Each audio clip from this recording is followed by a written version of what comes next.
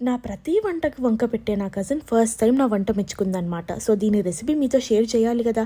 ఈ రెసిపీ ఏంటంటే సూఫియానీ బిర్యానీ అంటారు, లేదా వైట్ బిర్యానీ అంటారు అనమాట.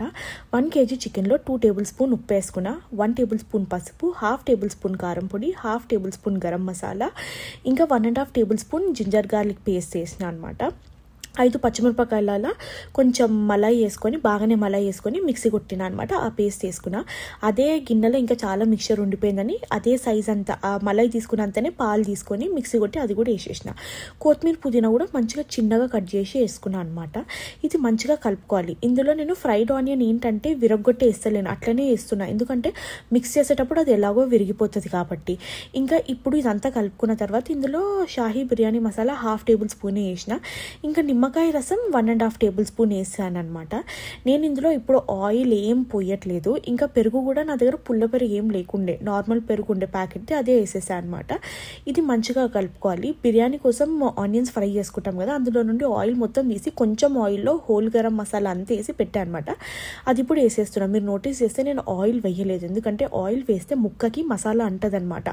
అందుకోసమే ఆయిల్ తర్వాత వేసుకుందాం. ఇప్పుడు రైస్ కోసం నేను ఆల్రెడీ బియ్యం కడిగి పెట్టుకున్న దాంట్లో పొయ్యి మీద ఎక్కించి 2 ఇలాచీ, 2 దాల్చిన చెక్క, 2 లవంగాలు, కొంచెం సాజీరా, 2 బేలీఫ్ వేసి ఆనియన్స్ ఫ్రై చేసిన ఆయిల్ 2 టేబుల్ స్పూన్ పోసి దాన్ని ఇంకా బాయిల్ గానికి పెట్టేసిన. ఇంకా అందులో 4 టేబుల్ స్పూన్ సాల్ట్ వేసిన అనమాట. రైస్ చాలా సాల్టీ ఉండాలి, సముద్రం నీళ్ళు అంత ఉప్పుగా ఉండాలన్నమాట. ఇప్పుడు చికెన్లో ఆయిల్ పోసా అనమాట. ఎప్పుడైనా సరే బిర్యానీ చేసేటప్పుడు ముక్కకి ఎలా ఉండాలంటే బొక్క కిందికి ఉండాలి, ముక్క మీదికి ఉండాలి. లేకపోతే ఎప్పుడైనా అంటుకున్నా సరే బొక్క కాలుతుంది కానీ ముక్క కాలదు. అందుకోసమే అని చెప్పి బొక్క కిందికి పెట్టి ఫ్లెష్ మీదికి పెట్టండి అనమాట. ఇంకా దీన్ని మంచిగా సమానంగా పరచుకోండి, సో దట్ మంచిగా ఈవెన్గా కుక్ అవుతుంది అని చెప్పి. నా అన్నం ఆల్రెడీ కుక్ అవ్వడం స్టార్ట్ అయింది, బట్ ఇంకా 40% అయిండే.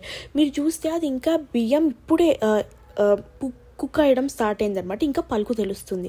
అందుకోసమే ఇంకొక 2 minutes పెట్టా. ఇంకా పక్కన అప్పటికే ఒక పాత పెంక పెట్టి దమ్ కోసం అని గరం గానికి పెట్టిన. మీరు చూస్తే ఇప్పుడు ఈ రైస్ ఓన్లీ 60% అయిందనమాట, కొంచెం ఎదిగింది. సో ఫస్ట్ లేయర్ అది వేసా, సెకండ్ లేయర్ 70, థర్డ్ లేయర్ 80. ఈ కప్పుతోనే 1.5 కప్ అంతా ఎసరు పోసిన అనమాట.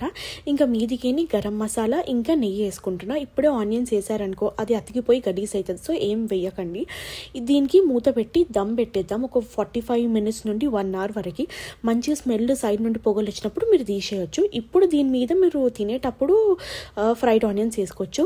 దీంతో పాటు కద్దుకా దాల్చా తింటే సూపర్ ఉంటుంది. మటన్ అవసరం లేదు, ఓన్లీ వెజిటేబుల్ కద్దుకా దాల్చా విత్ తెల్ల వంకాయలు వేసి చేసుకుంటే సూపర్ ఉంటుంది. నా కజిన్ మెచ్చుకోవడం అయితే అబ్బో ఇది ఒక మిరాకిలే ఈసారి.